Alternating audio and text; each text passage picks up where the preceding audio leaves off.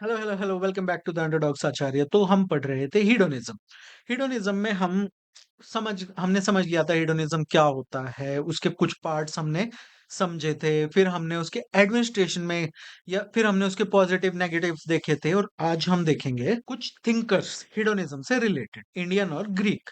सो हम कर रहे थे डायमेंशंस ऑफ एथिक्स। उसमें पहला पार्ट है नॉर्मेटिव एथिक्स जो हमने देखा। फिर नॉर्मेटिव एथिक्स का एक पार्ट वर्च्यू एथिक्स हम कर चुके हैं और दूसरा पार्ट टीलियोलॉजी हम कर रहे हैं। और टीलियोलॉजी का ही पहला पार्ट है हीडोनिज्म। तो इसी को हम आज आगे बढ़ाएंगे। तो अब हम कुछ फिलोसफर्स देखते हैं जो कि हीडोनिज्म से रिलेटेड हैं। तो पहले हम इंडियन हीडोनिस्टिक फिलोसफी में चारवाक स्कूल या जिसको हम लोकायत स्कूल भी कहते हैं उसके बारे में पढ़ेंगे। तो यह है महर्षि चारवाक। ओके। तो चारवाक स्कूल जो है ये एक एंशियंट इंडियन स्कूल है which is the earliest form of hedonistic thought in India और प्रोबेबली द वर्ल्ड। ओके। तो ये 6 7 सेंचुरी बीसी के आसपास इमर्ज हुआ। तो जो चारवाक स्कूल के जो फिलोसफर्स हैं वो मैटीरियलिस्ट है। ओके। उन्होंने वेदास को कर्म ऋग दोबारा पुनर्जन्म या किसी सुपरनेचुरल रेल्म को मानने से मना कर दिया है कि ऐसा कुछ नहीं होता है। ओके। वो कहते हैं कि दिस लाइफ इज रियल, ये जो जीवन है यही सत्य है, इसको एंजॉय करो जब तक तुम एंजॉय कर सकते हो। ये इनका मेन जो थॉट था वो था। And it was a materialist, क्योंकि भाई ये मटेरियलिस्ट के एंजॉय करो प्लेजर और ये सब इन चीजों में बिलीव करते हैं। दूसरा एथिस्टिक, क्योंकि भगवान वगैरह में ये नहीं मानते थे। ओके। कोई स्वर्ग नहीं है, कोई नर्क नहीं है, कोई आत्मा वात्मा कुछ नहीं होती, कर्मा कुछ नहीं होता, रीबर्थ कुछ नहीं होता, कोई सुपर नेचुरल वर्ल्ड नहीं है। जो है वो यही है, मौज करो एंजॉय करो खाओ पियो ऐश करो मित्रों, सिंपल इनने ये कहा था। तो इनका मोटो था कि आज अगर कबूतर मिल रहा है ना तो कबूतर खा लो, कल मोर खाने की तुम वेट मत करो। इंग्लिश में कहें तो a bird in hand is better than two in the bush. Main features क्या क्या थे चारवाक फिलोसफी के जो कि महर्षि चारवाक ने हमको दी थी। इन्होंने कहा था पहली चीज कि ओनली दिस वर्ल्ड एग्जिस्ट। तो चारवाक महर्षि चारवाक ने, ये जो चारवाक स्कूल ऑफ थॉट है, उन्होंने किसी भी आफ्टर लाइफ या स्पिरिचुअल वर्ल्ड की एग्जिस्टेंस को मानने से मना कर दिया था कि आत्मा वात्मा कुछ नहीं होती, कोई स्वर्ग नर्क नहीं होता। उनका मानना था कि ह्यूमन लाइफ जो है वो लिमिटेड है, सिर्फ इस फिजिकल वर्ल्ड से, इसी संसार में है जो है। ओके। ये लोग ब्लंट रियलिस्ट थे।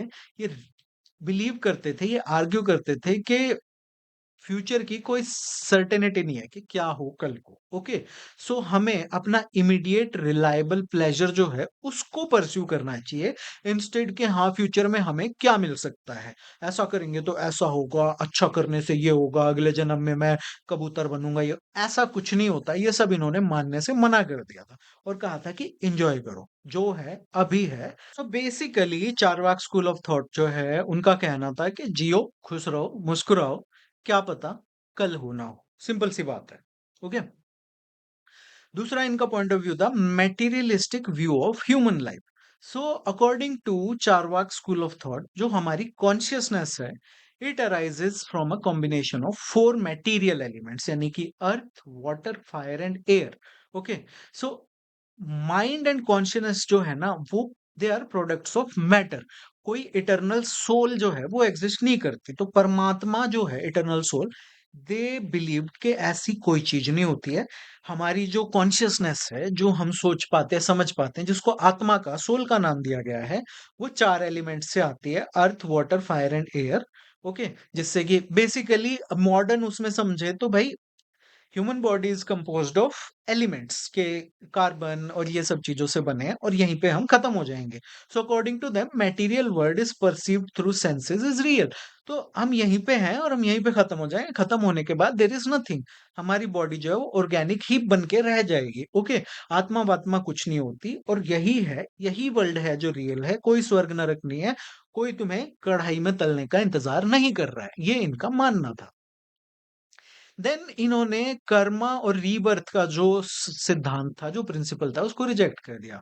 तो चारवाक जो फिलॉसफर है, चार्वाक जो फिलॉसफी है, ये किसी के हाँ, अच्छे कर्म करोगे तो अच्छा फल मिलेगा, अगले जन्म में तुम ये बन के पैदा होगे या फिर तुम्हें जन्म मरण के इससे चक्र से छुटकारा मिल जाएगा, तुम्हें मोक्ष प्राप्त हो जाएगा।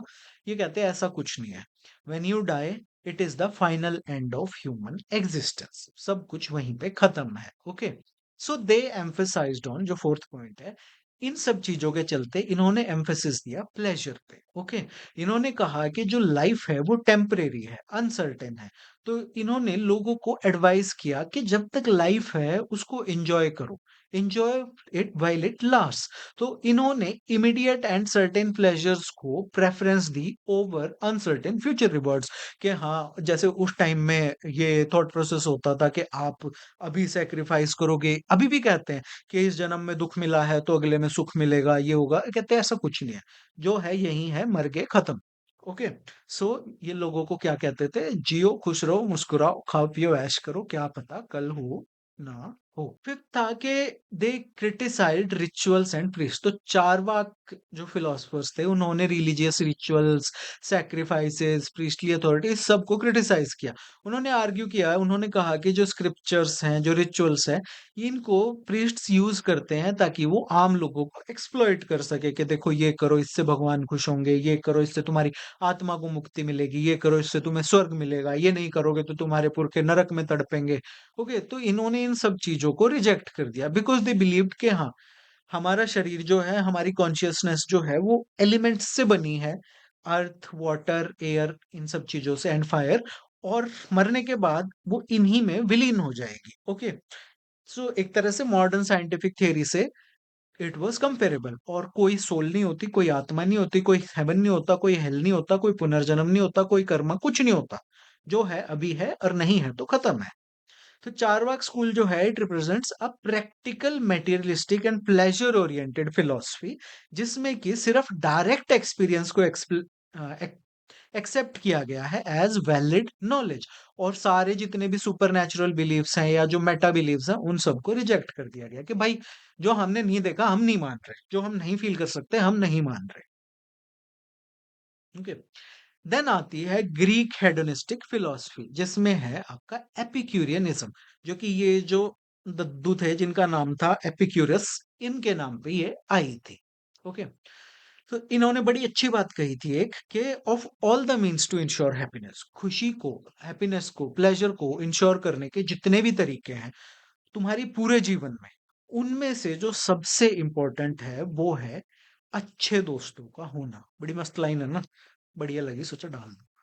चलो, तो एपिक्यूरियनिज्म कहाँ से आया? ये एपिक्यूरस थे, ये जो दद्दू जिनकी फोटो मैंने अभी दिखाई थी, तो ये हुए थे 341 से 270 बीसी के आसपास। ओके, सो ये चारवाक, महर्षि चारवाक के बाद हुए थे, कि महर्षि चारवाक कब हुए थे? 6th सेंचुरी बीसी में। ओके, एंड अगर आपको याद हो, 6th 7th सेंचुरी बीसी में महर्षि चारवाक हुए थे, एंड आपको याद हो तो इंडिया और ग्रीक्स के उस टाइम पे कनेक्शंस थे, शुरू से थे। Okay, so Indian philosophy, it should not surprise you अगर वो यहां से ट्रांसलेट होके वहां पे इट वाज गेटिंग ट्रांसफर्ड, और उससे इंस्पायर होके वो लोग अपने आइडियाज जो है जनरेट कर रहे हो, जिनको कि आज ओरिजिनल आइडियाज माना जाता है, और हमारे वालों को बैक बर्नर पे एक आफ्टर थॉट की तरह कंसिडर किया जाता है। बहुत ही अनफेयर लगता है। ओके, ब्रांडिंग की बात है, those guys branded themselves better, और हमारे यहाँ पे कभी ब्रिटिश आए, कभी मुगल आए, कभी सल्तनत आए, सब कुछ डिस्ट्रॉय कर दिया, कभी बुद्धिस्ट मोनेस्ट्री चल रही है, कभी कुछ हो रहा है, कभी नालंदा खत्म कर दी। सो हमारे आइडियाज जो हैं वो, और फिर उनको माइथोलॉजी का नाम दे दिया गया, तो उसमें मिथ वर्ड आता है माइथोलॉजी में, तो अपने आप से ही वो एक तरह से हो गया कि ओके, सो एपिक्यूरियस जो था वो 341 से 270 बीसी के आसपास हुआ था। ओके, शायद सम्राट अशोक के टाइम में, आई एम नॉट श्योर। सो ये एंशियंट ग्रीक फिलोसफर था जिसने कि एपिक्यूरियनिज्म की जो फिलोसफी है शुरू करी थी।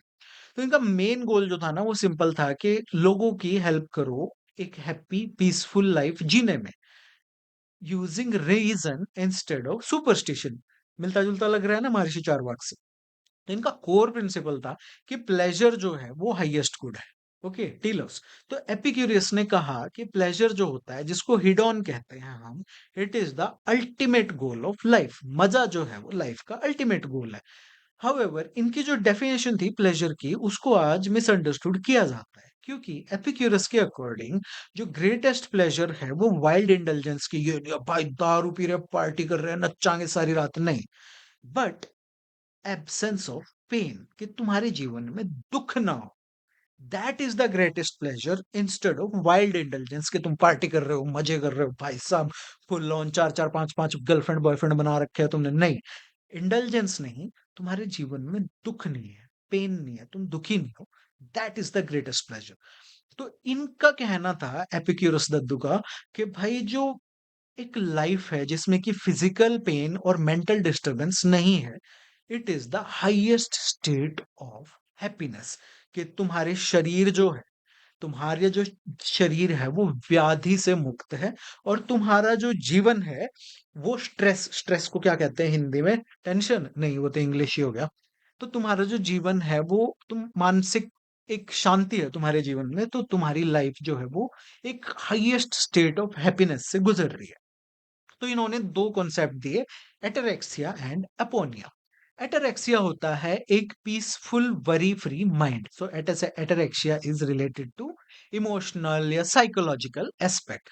तो आप एटेरेक्सिया कब प्राप्त करते हो, जब आप अपने दिमाग से बड़े बड़े फियर्स को निकाल देते हो, जैसे भगवान का डर, मौत का डर, और अपनी डिजायर्स को सिंपल रखते हो। तो ये भगवान का डर एक तरह से ये है ना कि भगवान कुछ नहीं होता और डेथ है तो है और नहीं है तो नहीं है, देखेंगे अभी आगे।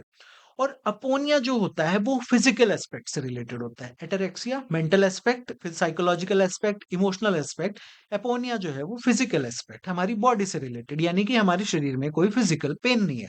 और यहाँ पे पेन वो नहीं है कि हाँ तुम्हें चोट लग गई तो दर्द हो रहा है, पेन मतलब तुम्हारे शरीर में कोई रोग नहीं है। तो तुम अच्छे से अपना काम कर पा रहे हो, तुम्हारा शरीर सही से काम कर रहा है, ये नहीं है कि हाँ भाई तुम्हें कोई बीमारी है या कुछ है, तो इन सब से मुक्ति जो है दैट इज अपोनिया। अब ये दोनों चीजें जो हैं they are the real keys to happiness in Epicurus philosophy.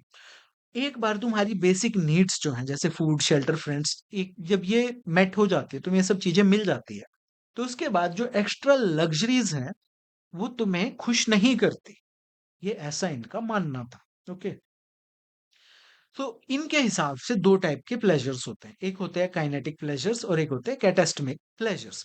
तो काइनेटिक प्लेजर्स जो होते हैं वो होते हैं लोअर और डायनामिक, ये बदलते रहते हैं। इनमें क्या होता है, जो एक्टिव स्टिमुलेशन जैसे ये बढ़िया खाना खाना, दारू पीना, सेक्स एटसेट्रा, ये सब चीजें जो है तुम्हारी काइनेटिक प्लेजर्स होती हैं और ये टेम्पोरेरी होते हैं क्योंकि ये डिजायर्स होते हैं। डिजायर्स जो है नई नई नई नई आती रहती है, एक बॉयफ्रेंड से बोर हो गई तुम तो दूसरा बना लिया, एक गर्लफ्रेंड से बोर हो गई तो दूसरी बना ली। ओके, ये वाली दारू बढ़िया नहीं लग रही यार, स्मिर्नॉफ पीते बहुत दिन हो गए, या ब्लेंड स्प्रेड पीते बहुत दिन हो गए, आज ब्लैक लेबल लेके आएंगे, आज वाइन ट्राई करेंगे, आज ब्रोको ट्राई करेंगे। तो ये डिजायर्स जो है ये चेंज होती रहती है and they can create pains अगर इनको तुम बहुत एक्सेसिवली परस्यू करते हो। फॉर एग्जाम्पल तुम भाई रोज नई दारू ट्राई कर रहे हो नए नए टाइप की, तो तुम्हारा लिवर खत्म हो जाएगा। तुम बहुत ही ज्यादा सेक्स में इंडल्ज कर रहे हो तो तुम्हें एसटीडी हो जाएगी। ओके, सो बहुत ज्यादा अगर तुम अपने डिजायर्स को परस्यू करते हो बहुत एक्सेसिवली, तो तुम्हें पेन होगा। ओके, चाहे वो इमोशनल पेन हो चाहे वो फिजिकल पेन हो, होगा जरूर।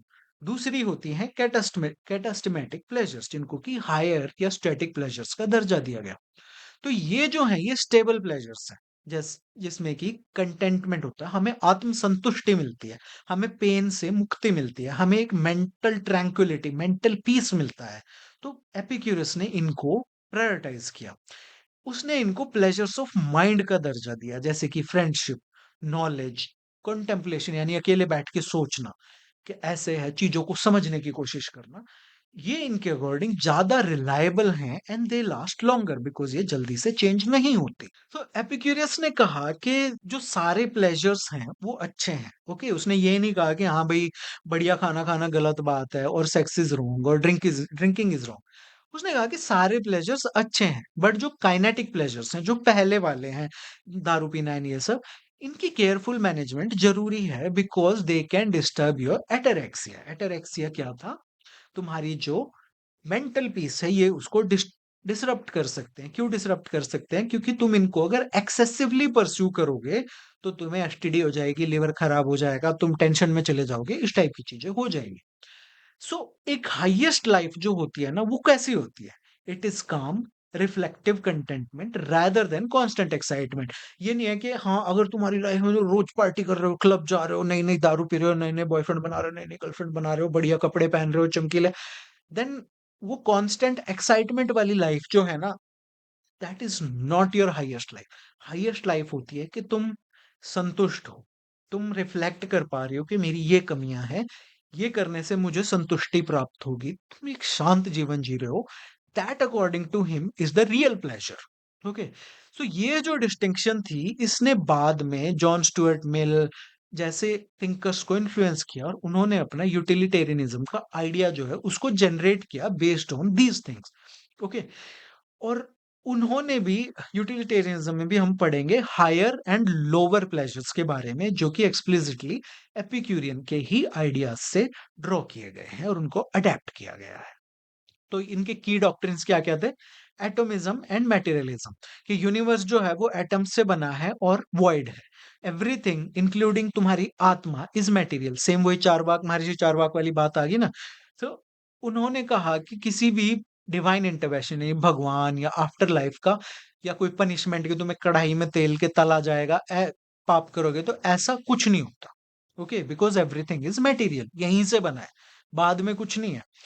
दूसरा उन्होंने कहा कि death is nothing to us, कि भाई जब हम एग्जिस्ट करते हैं उस टाइम डेथ एग्जिस्ट नहीं करती, और जब डेथ एग्जिस्ट करती है तो हम एग्जिस्ट नहीं करते, तो डेथ से डरना क्या है? When we exist, death does not, and when death exist, we do not. तो भाई डेथ से क्या डरना है, मर गए तो खत्म। पुनर्जन्म पुनर्जन्म कुछ नहीं होता, आत्मा बात्मा कुछ नहीं होती, एंजॉय करो, सीधी बात है।